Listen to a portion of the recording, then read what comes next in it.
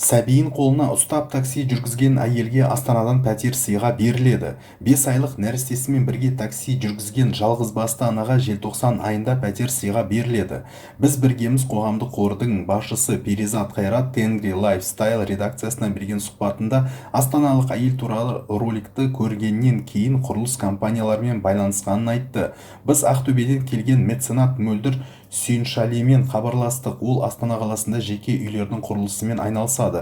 Бір ай бұрын меценат қорға жаңа тұрғын үй кешенінде орналасқан пәтерді өткізді. Мен әлеуметтік желілердегі Әселдің видеосын көріп Мөлдірге хабарластым. Пәтерді Әселге сыйға беруді ұсындым. Ол келісті, мен бірден Әселге бардым, дейді Перизат Қайрат.